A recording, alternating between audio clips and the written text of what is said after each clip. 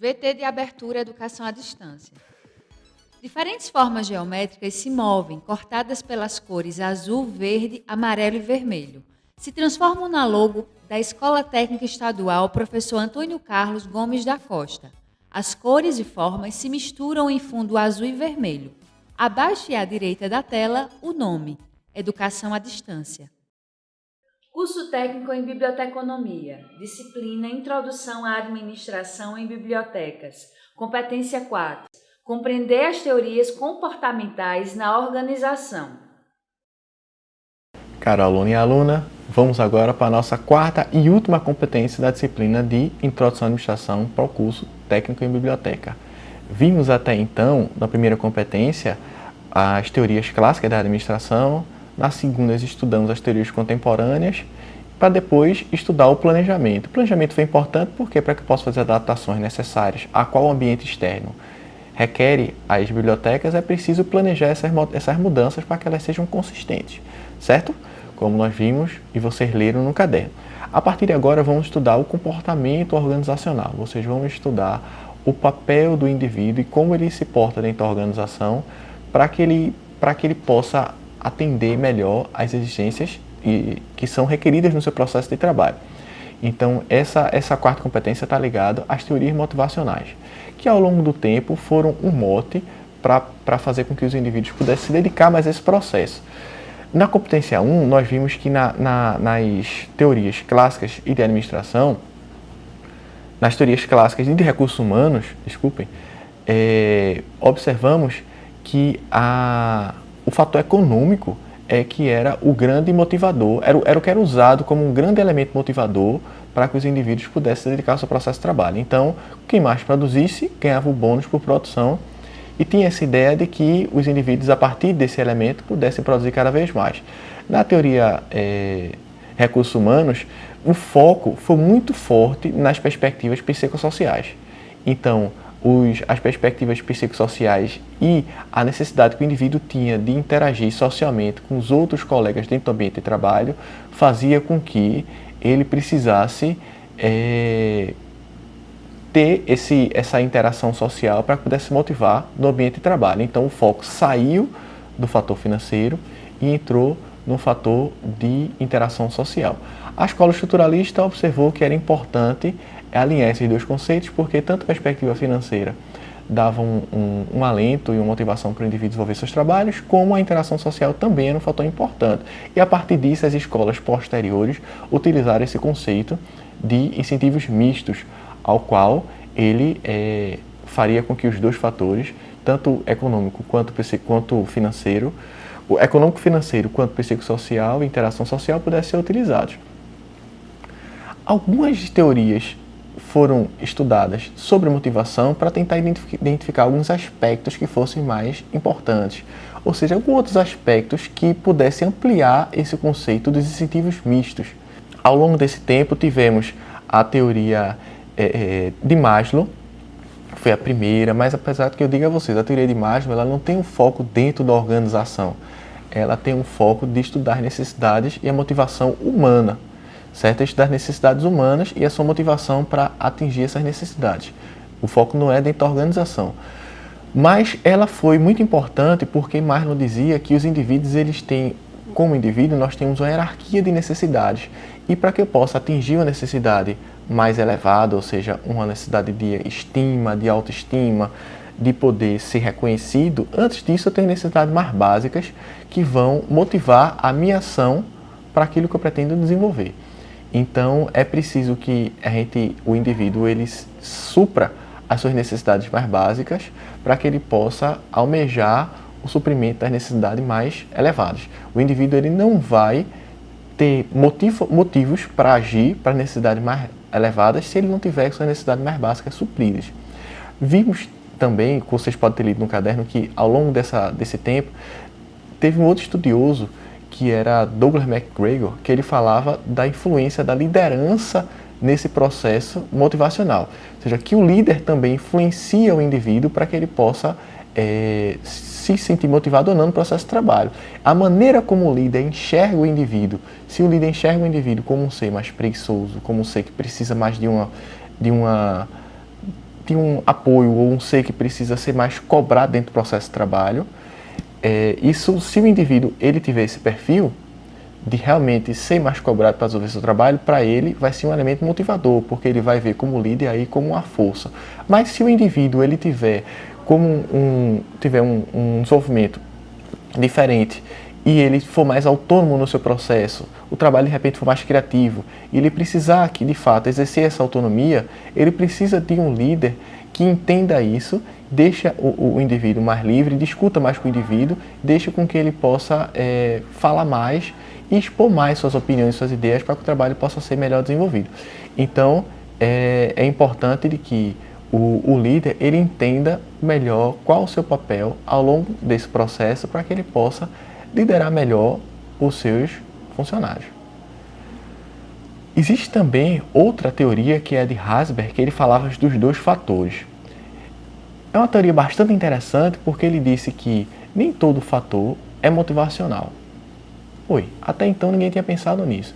Pensava de que todo fator que pudesse favorecer o trabalho seria um fator de motivação. Mas não. Ele disse que tem fator que ele é um fator de satisfação. Ou seja, ele apenas impede que o indivíduo fique insatisfeito no trabalho. Como uma estrutura física, um ar-condicionado. Um ar-condicionado, na visão de Herzberg, ou o clima dentro de uma sala de trabalho, se você trabalhar numa sala que ela tenha uma temperatura muito alta, isso seja um incômodo, vai fazer com que você fique insatisfeito, de fato. Mas o fato de você estar trabalhando numa sala que tem uma temperatura agradável não vai deixar você motivado. Você não vai trabalhar pensando na sala.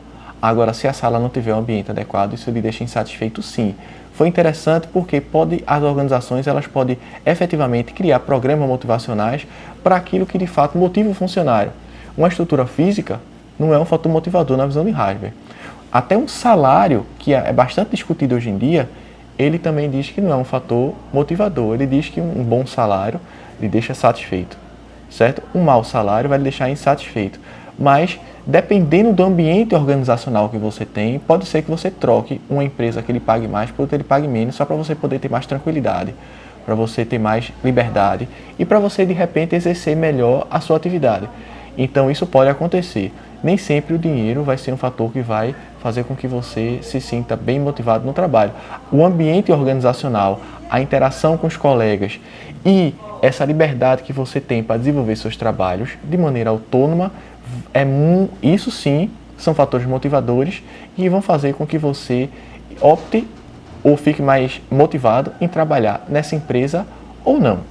Não esqueçam disso, isso é bastante interessante. Agora, claro que os fatores, estudos posteriores a Herzberg dizem, inclusive, que esses fatores, tanto de satisfação quanto motivacionais, eles variam por empresa, por cultura, por país e por tipo de trabalho que está sendo desenvolvido.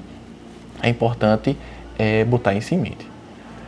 Chris Agius, que foi um psicólogo organizacional, ele abrangeu também esse conceito. Ele dizia que, além desses fatores motivadores, que é a qual expusemos, era importante também que o indivíduo ele pudesse ter autonomia no seu processo. Ele intensificou essa questão da autonomia que foi falado como fator de motivação por Herzberg.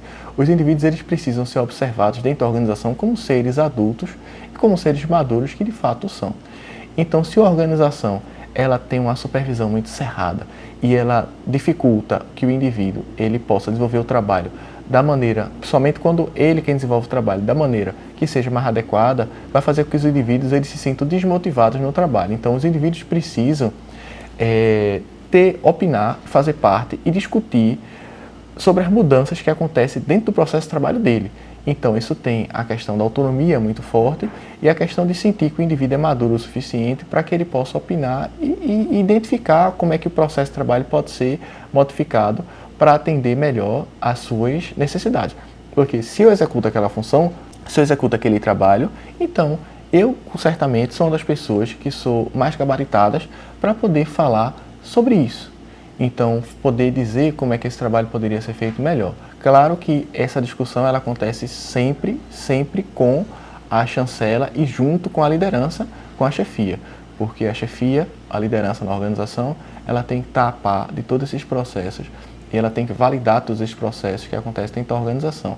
Mas essa autonomia e essa necessidade que o indivíduo tem de poder expor o seu processo, especialmente dentro do ambiente criativo, ela é muito importante.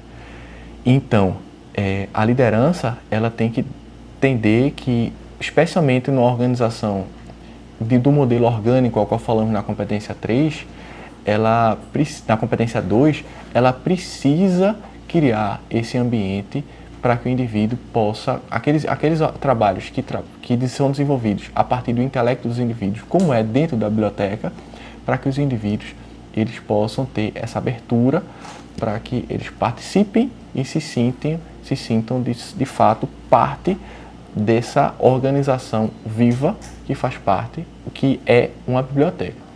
Então, é importante isso. E o técnico de biblioteca, ele tem que entender que dentro dessas teorias comportamentais, identificar-se da maneira como é que ele pode agir melhor e assim atender melhor às suas necessidades e as necessidades que são requeridas pela biblioteca em relação ao seu trabalho, certo?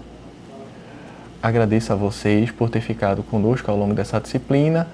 Não esqueçam de fazer seus comentários na atividade presencial que está posta no caderno. Continuo à disposição para vocês para tirar todas as dúvidas que precisarem. Pode mandar pelo fórum de dúvidas, pode mandar uma mensagem direta para mim.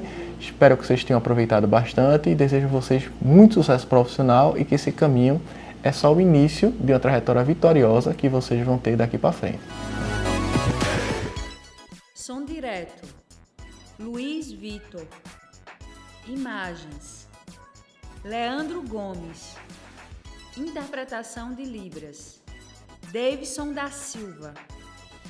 Audiodescrição, Jonara Medeiros Siqueira. Ilustração, Isabela Oliveira. Produção de vídeo, Joana Rodrigues. Edição, Guilherme Cabral. Professor autor, Antônio de Souza Júnior. Design educacional, David Souza Nascimento. Maria de Fátima Duarte Angeiras. Renata Marques de Otero. Terezinha Mônica Sinício Beltrão. Coordenação do curso, Hugo Carlos Cavalcante.